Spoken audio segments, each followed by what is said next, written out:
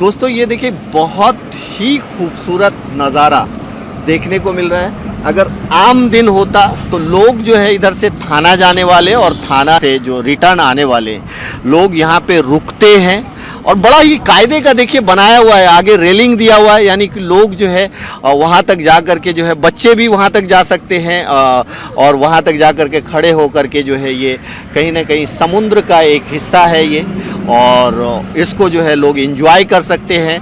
और जैसा कि मुझे पता है कि इसमें जो है आम दिनों में बोट वगैरह भी जो चलती थी, नाव वगैरह भी चलती थी, ऐसा मैंने देखा है।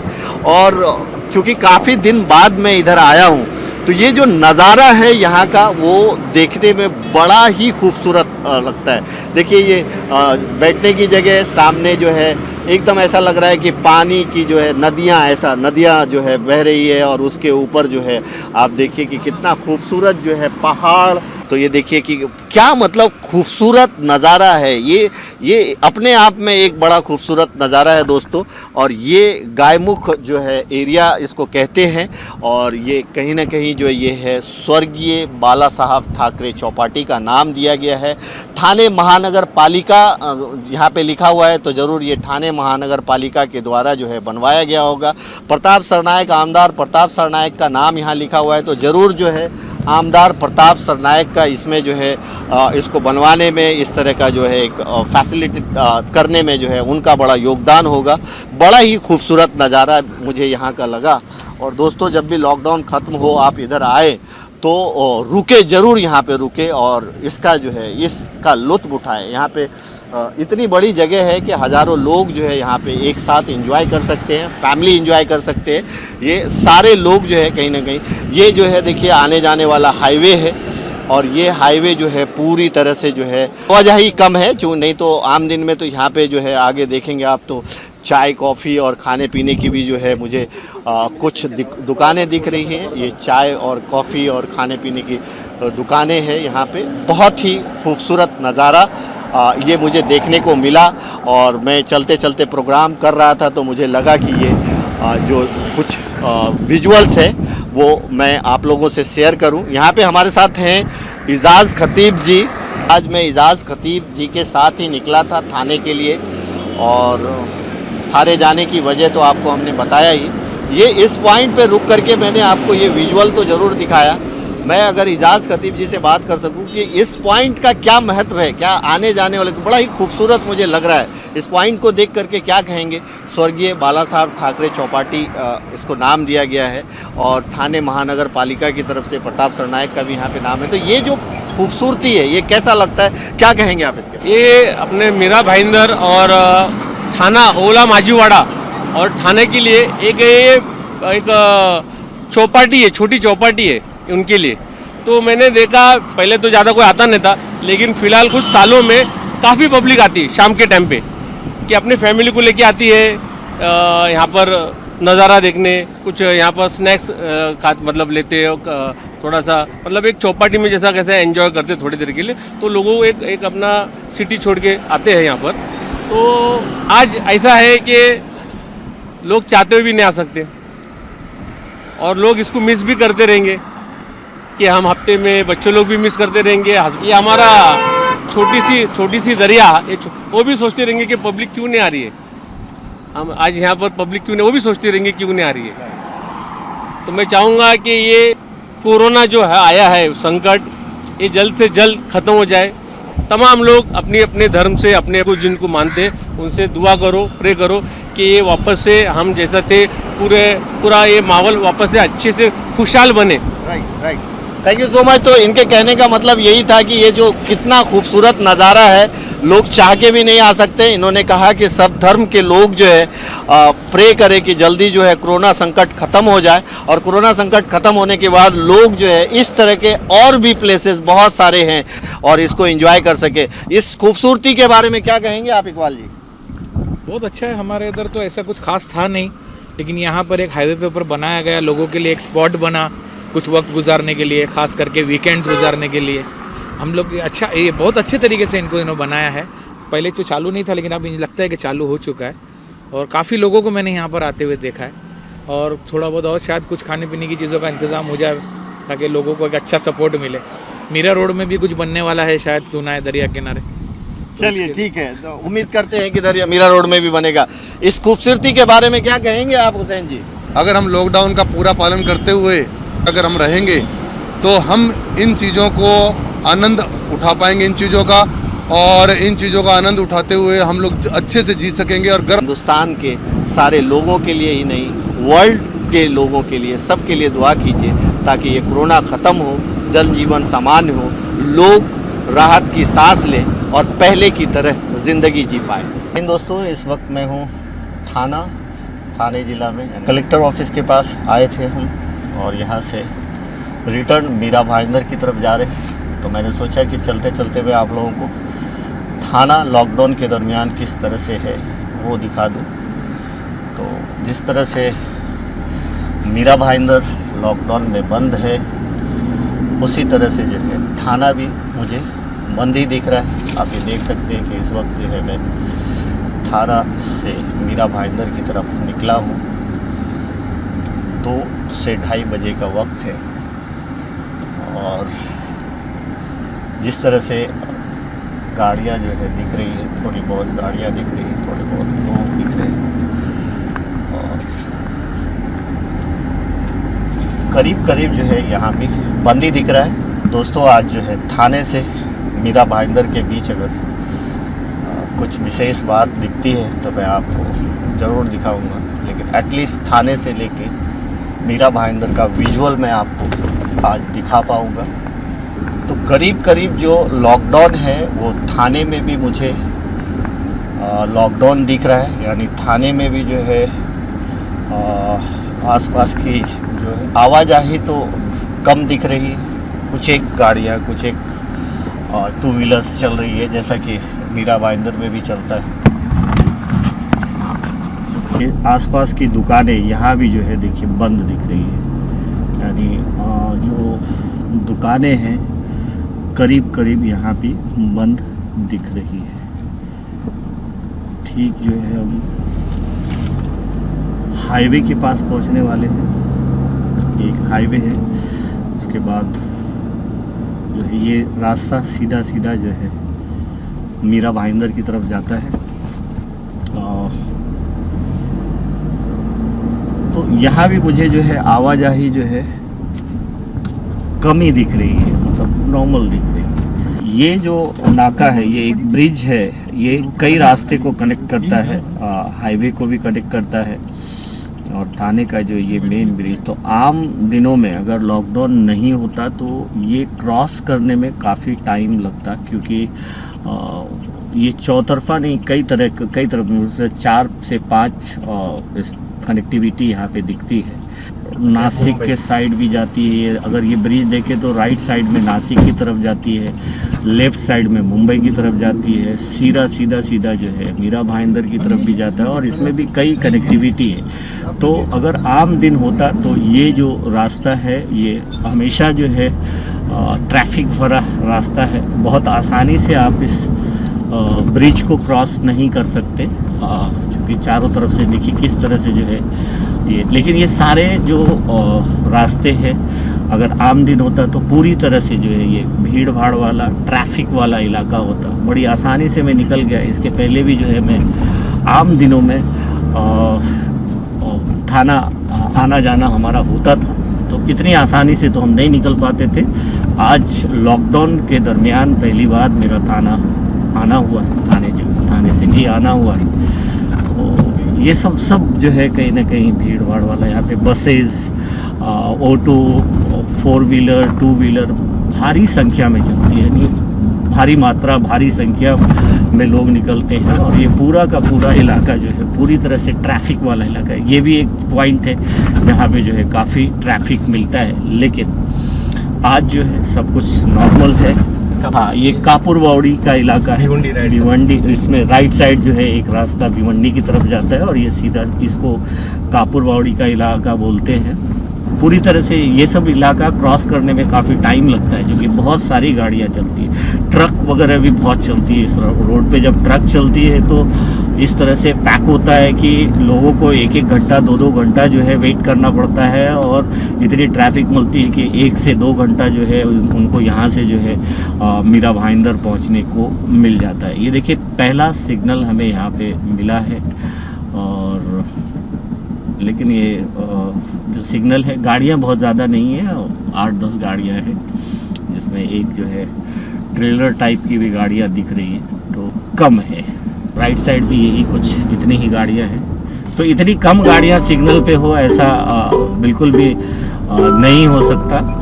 और हाईवे देखिए, ये जो रास्ता है ये मेन, ये कितना खाली है, मतलब बहुत ज़्यादा आसानी से जो है लोग जा पा रहे हैं, ट्रैफिक नहीं है। लेफ़्ट साइड जो भी जितनी भी ऑफिसेज हैं वो सब बंद दिख रही है। देखिए बड़ी आसानी से जो है हम इस रोड पे सफ़र कर रहे हैं। उसकी जो वजह है वो लॉकडाउन है। लॉकडाउन में लोग जो है अपने अपने घरों में हैं, बाहर जो है लोग निकल नहीं रहे हैं क्योंकि लॉकडाउन है। आज जो है 28 मई है, 31 मई तक जो है 4th फेज का लॉकडाउन रहना है, यानी कि चौथे फेज का जो चौथा चरण जो है वो 31 मई को ख़त्म हो जाएगा।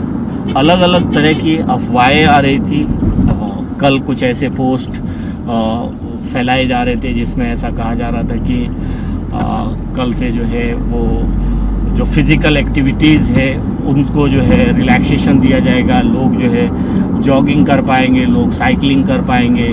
उसके अलावा जो है सलून को भी जो है परमिशन दिया जाएगा विथ प्रेयर अपॉइंटमेंट, यानी अपॉइंटमेंट के साथ जो है सलून में लोग जा पाएंगे।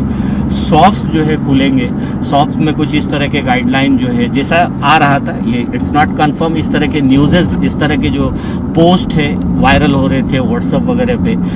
दुकानें जो खुलेगी वो रोड के एक साइड की एक दिन खुलेगी, रोड के दूसरे साइड की दूसरे दिन खुलेगी, तो इस तरह से। और उसमें सोशल डिस्टेंस का मेंटेन करना होगा, सोशल डिस्टेंस का पालन करना होगा। इस तरह का एक 3 पेज का जो है PDF फाइल कल घूम रहा था, और जिसकी हमने जो है तहकीकात करने की कोशिश की, जानने की कोशिश की कि क्या ये ऑफिशियल है स्टेटमेंट है या फिर इसमें क्या फैक्ट है। तो 1-2 घंटे के बाद हमें ऐसा पता चला कि नहीं, इसमें फैक्ट नहीं है, ये ऑफिशियल नहीं है, ये इसी तरह से जो है वायरल किया जा रहा है। अब पता नहीं इस तरह के जो मैसेजेस है, इस तरह के जो फाइल्स हैं वो क्यों लोग वायरल करते हैं, क्यों भेजते हैं, ये एक बड़ा सवाल है, क्योंकि उससे उनको क्या फ़ायदा हो रहा है मुझे नहीं पता। लोगों में पैनिक करके कि यानी कि अभी महाराष्ट्र पूरी तरह से रिलैक्सेशन हो गया, खोल दिया जाएगा। उसके साथ साथ एक और मैसेज बोल रहा था कि 2 दिन के बाद पूरी तरह से जो है डबल लॉकडाउन हो जाएगा। ये डबल लॉकडाउन अभी तक हमने नहीं सुना था। ये डबल लॉकडाउन तो लोग अपने अपने हिसाब से भी, मुझे ऐसा लगता है कि व्हाट्सएप और सोशल मीडिया पे अपने अपने तरीके से जो है फाइल अपने अपने तरीके से एडिट करते हैं और कुछ भी जो है अनाप शनाप जो है फैला देते हैं। इसमें बहुत सारे लोग जो है कंफ्यूज हो जाते हैं। मीडिया भी कई बार ऐसा कंफ्यूज हो जाती है कि क्या करे क्या नहीं करे, क्या सही है क्या गलत है, लेकिन मीडिया के पास अपने सोर्सेज होते हैं जिसका इस्तेमाल करके वो जो है इसके फैक्ट को पता लगाते हैं। तो मैं ऐसे देखिए, अभी एक गाइडलाइन भी आया है कि व्हाट्सएप पे अगर कोरोना से संबंधित या किसी भी ऐसे तरह का फेक मैसेज और फेक ये होता है तो उसके एडमिन पे कार्रवाई होगी। ये इन्हीं सब चीज़ों को देखते हुए, लेकिन इतने सारे जो है कई बार कार्रवाई भी हुई है इस तरह के, लेकिन इस तरह के फेक मैसेजेस वायरल होते ही रहते हैं। पता नहीं लोगों का इसमें क्या फ़ायदा होता होगा। इधर समझ में नहीं आता है इनकी इतनी हिम्मत कैसी होती है कि इसके ऊपर इतनी सख्त कार्रवाई हो सकती है, उनको मालूम है। और साइबर पुलिस जो है वो ढूंढ निकालती है ऐसे लोगों को, ठीक है। तो ये क्यों नहीं, उनको डर, एक खौफ क्यों नहीं होता है? एक झूठी अफवाह फैला के उनको क्या मिलता है, क्या फायदा मिलता है? अभी देखिए, जैसा कि कल ही मैं देख रहा था कि ऐसा एक 3 पेज का PDF फाइल वायरल होता है जिसमें कानून को भी परमिशन मिल जाएगा, इसको भी परमिशन मिल जाएगा। तो ऐसे लोग हरकत करते क्यों है? इससे क्या फायदा होता है? आप कुछ बता पाएंगे कि इससे फायदा क्या है? लोगों में पैनिक करना, पैनिक करके ये एकदम 3rd क्लास सोच के लोग रहते, 3rd क्लास। अरे कुछ भेजना है तो अच्छा भेजो ना। जिससे लोगों को एक हिम्मत मिले, हाँ उनका फायदा हो जाए, उनको एक ऐसा मैसेज मिले जो उनको नए न्यूज़ मतलब कोई चीज़ अच्छे लोगों के अच्छे हित में होती है, तो आप ऐसा मैसेज दो ना कि ये चीज़ है, यहाँ पर डे नाइट मेडिकल है, यहाँ पर दूध मिल सकता है, यहाँ पर खाना मिल सकता है, यहाँ एनजीओ खाना देती है, ऐसा एक मैसेज छोड़ो कि लोगों को उसका फायदा हो जाए। ये फालतू में ये जब झूठे झूठे करके क्या मिलता है, मैं तो बोलता हूँ उन पे जो एकदम कड़क कानून के तहत उनके ऊपर एक्शन होना चाहिए।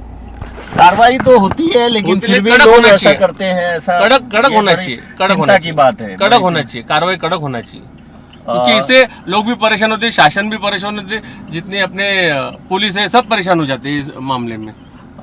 इजाज जी, मुझे एक बात याद आई, क्योंकि अभी आपने जो है जो नार्वेकर जी से जो आप मिले और उनको जो पत्र दिया, उस पत्र में आपने ये बात की है कि हो सके तो गरीब परिवारों को 3,000 रुपये जो है आप लॉकडाउन के दरमियान दे।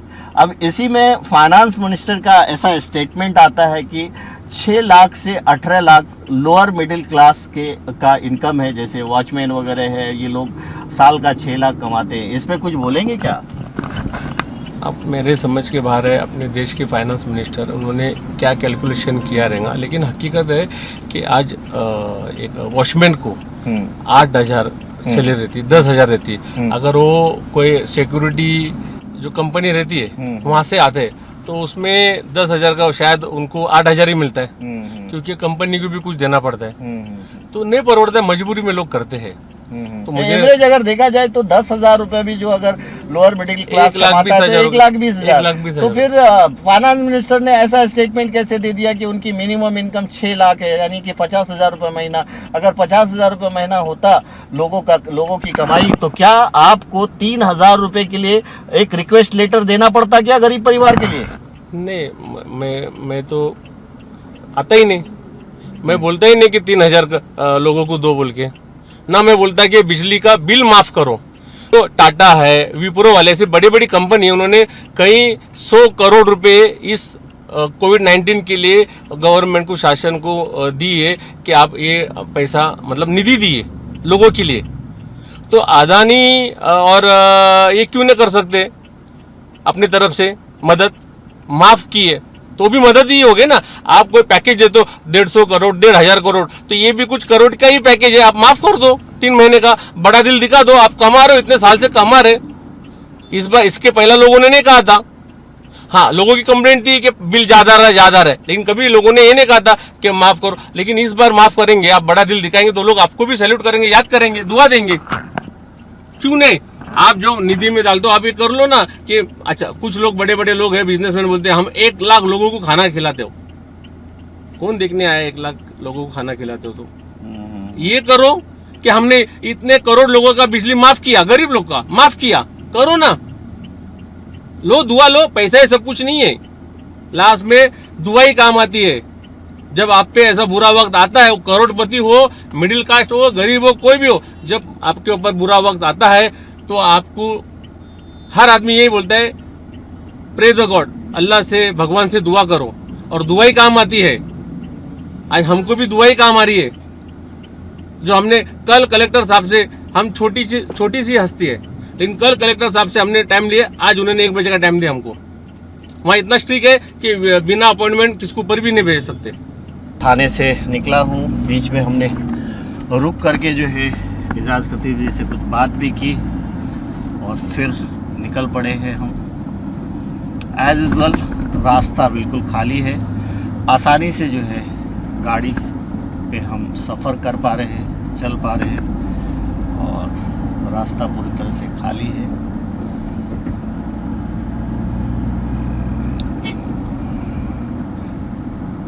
मैं बॉम्बे भी गया था तो बॉम्बे भी कमोबेश जो है इसी तरह से देखने को मिला था। रोड खाली थी, हालांकि जनजीवन सामान्य लग रहा था, लेकिन क्योंकि बड़ी संख्या में गाड़ी को निकालने का परमिशन नहीं है, बड़ी संख्या में 4 व्हीलर 2 व्हीलर नहीं निकाला जा रहा है, इसलिए उनको जो है परमिशन नहीं है, इसलिए गाड़ी रोड पे कम है। लेकिन जो जनजीवन है वो थोड़ा थोड़ा सामान्य दिख रहा है। मैं आपको बता दूं कि 31 तारीख तक, जो 31 मई तक जो है 4th फेज का लॉकडाउन है वो 31 मई को ख़त्म हो जाएगा और उसके बाद जो है ऐसा सुनने में आ रहा है कि कुछ राहत मिल सकती है। लेकिन कुछ लोग जो है कल से ही एक अलग तरह का फेक मैसेज फैला रहे थे। तो मैं लोगों से ये भी कहूँगा कि इस तरह का कोई फेक मैसेज या कोई ऐसा मैसेज आपको आता भी है तो फॉरवर्ड करने से पहले जो है आप अपने कॉन्टेक्स्ट के हिसाब से लोगों से जो है इसको कंफर्म कर ले, फिर लोगों को भेजें। नहीं तो मतलब ये कहीं ना कहीं पैनिक क्रिएट कर देता है। अलग अलग चीज़ जो है लोगों में पैनिक क्रिएट करता है, लोगों में एक डर भी आ जाता है। कई बार अगर गलत मैसेज होता है तो डर आ जाता है।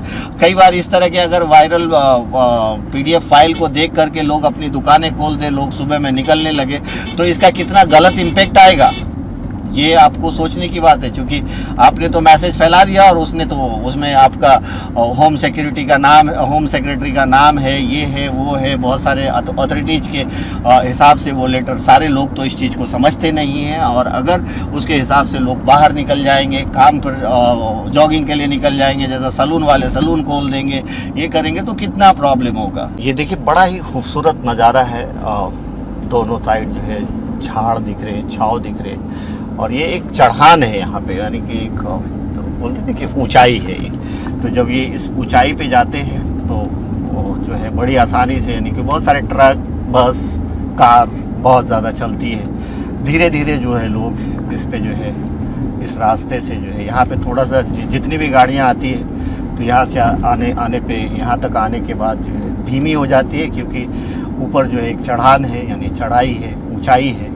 आम दिनों में क्योंकि बहुत ज़्यादा गाड़ियाँ रहती है तो बहुत ही स्लो ये जो है या ये जो घाट है ये क्रॉस होता है। लेकिन क्योंकि लॉकडाउन है और लॉकडाउन की वजह से जो है बहुत ज़्यादा गाड़ियाँ नहीं हैं, इसलिए देखिए बड़ी आसानी से जो है इस घाट को क्रॉस कर रहे हैं। तो ये जो बड़ा ही जो है खूबसूरत नज़ारा है, आप दोनों तरफ देखेंगे तो दोनों तरफ जो है बहुत सारे लोग, तो जो लोग थाना आते होंगे जाते होंगे रेगुलर, तो बहुत सारे लोग तो इन 2 महीनों में निकल नहीं पाए होंगे। तो एटलीस्ट वो जो है ये वीडियो के माध्यम से जो है वो देख पाएंगे इस एरिए को।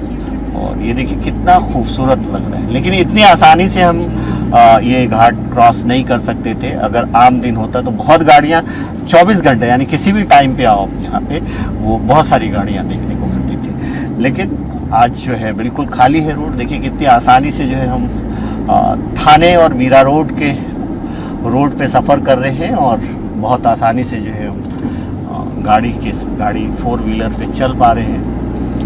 तो ये देखिए बड़ा ही खूबसूरत नज़ारा है। दोनों तरफ जो है पेड़ पौधे हैं और बीच रास्ते से कुछ गाड़ियाँ जो है चल रही हैं। कमोवेश जो है ये थाने और मीरा रोड के सफ़र की विजुअल है। तो ऑलमोस्ट जो है हम फाउंटेन के पास पहुंचने वाले हैं। खूबसूरत महाराष्ट्र, खूबसूरत थाने मीरा भाईंदर। ये देखिए लेफ्ट साइड में बहुत सारी जो राइट साइड में बहुत सारी जो है ST की बसेस, राइट साइड में हमें बहुत सारी जो है ST बसेस दिखने को मिली। वो सब खड़ी है लेकिन उस पर कोई पैसेंजर वगैरह नहीं दिखे मुझे।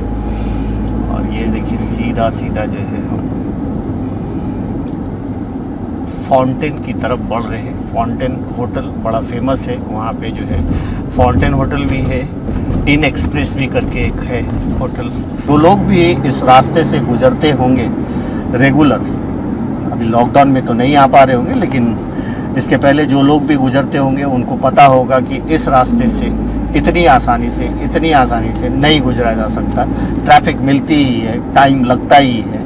और जब बस वगैरह ट्रक को जब छोड़ा जाता है तो हज़ारों ट्रक इस रोड पे दिखती है। ट्रक भी एक लेन में नहीं चलते हुए 2 लेन 3 लेन को और ट्रक जो है कवर कर लेती है और इससे छोटी गाड़ियों को आने के लिए तो बड़ी परेशानी होती है। तो यानी इन ट्रक की वजह से आम दिनों में जो लोग जो है छोटी गाड़ी से सफ़र करते हैं उनको भी बड़ा परेशानी झेलना पड़ता है। ये देखिए फाउंटेन के आसपास हम पहुंच गए और ये फाउंटेन के पास का जो है ये टोल नाका है। यहाँ पे जो है कॉमर्शियल व्हीकल्स को ही टोल लिया जाता है, बाकी जो प्राइवेट व्हीकल्स है उससे जो है टोल वगैरह नहीं लिया जाता है। तो थोड़ा और अगर हम आगे जाएंगे तो ये देखिए, जैसा कि मैंने आपको बताया था कि लेफ़्ट साइड में यहाँ पे एक लेफ़्ट साइड से एक रास्ता जाता है, सी एंड रॉक करके जो है एक होटल है, वो भी इस साइड आता है। ये इन एक्सप्रेस एक होटल है इस एरिए में, और आगे जो है ये फाउंटेन होटल है, और फाउंटेन होटल लेफ़्ट मारते ही हम वेस्टर्न एक्सप्रेस हाईवे पे पहुंच जाएंगे। अभी मुझे जो है यहाँ पे वो प्रवासी मजदूर नहीं दिखे, क्योंकि यहाँ से अभी जो है एसटी बसेस नहीं जा रही है, क्योंकि ट्रेन जो है ट्रेन की सुविधा चालू हो गई है और ट्रेन कहीं ना कहीं जाना शुरू हो गई है, तो ज़्यादातर लोग जो है ट्रेन के माध्यम से जा रहे हैं। ये हम लोग फाउंटेन के आसपास पहुँच गए। तो दोस्तों आज जो है हमें थाने जाने का मौका मिला। मैं फिर से बोल दूं कि कुछ लोग हमें कहते हैं कि आप जो है हमेशा जो है एजाज़ खतीब ही आपको कैसे मिल जाते। तो दोस्तों मैं आपको बता दूं कि एजाज़ खतीब जो है कभी जो है कहीं निकलते हैं, लॉन्ग ड्राइव पे निकलते हैं, मैं उनके साथ हो लेता हूं ताकि आपको वो विजुअल भी दिखा पाऊं और उनसे बात भी कर सकूं, और थोड़ी सी सहूलियत हो जाती है उनके साथ, उनकी कार में ट्रैवल करते हुए वीडियो बना लेता हूं मैं। तो ये वो बड़ी वजह है जिसकी वजह से जो है वो जो है हमसे जो है हम हमेशा उनके साथ नज़र आते हैं। तो दोस्तों आज के लिए मैं ये देखिए रोड पे काम चालू है, और जब भी मैं रोड पे काम देखता हूँ तो मुझे ऐसा लगता है कि ये बड़ा अच्छा है कि लॉकडाउन के दरमियान जो है जब रोड वगैरह का काम हो रहा है तो बारिश, जो लॉकडाउन ख़त्म होगा अभी आने वाले दिनों में बारिश शुरू हो जाएगा जून महीने से, तो लोगों को एक और परेशानी का सामना नहीं करना पड़ेगा। तो जब भी मैं देखता हूँ कि रोड पे काम हो रहा है, कंक्रीट सीमेंट रोड बन रहे हैं, अलग अलग जगहों पे रोड बन रहे हैं, तो मुझे बड़ा अच्छा लगता है कि कम से कम सरकार द्वारा लॉकडाउन के दौरान ये जो काम हो रहा है ये बड़ा अच्छा है। आने वाले दिनों में लोगों को फिर से एक और परेशानी का सामना नहीं करना पड़ेगा। तो दोस्तों चलते चलते मैं थाने से पहुंच गया। मीरा भाईंदर यानी ये वेस्टर्न एक्सप्रेस हाईवे है, और आगे जो है 2 होटल है, दिल्ली दरबार और वेस्टर्न होटल। ये दोनों होटल, वेस्टर्न होटल तो काफ़ी पुराना है, बहुत फेमस है, तो वहाँ तक पहुँच गए। दोस्तों आज के लिए इतना ही। आप सबसे गुजारिश है दुआओं में याद करें, सभी के लिए दुआ करें। Thank you so much.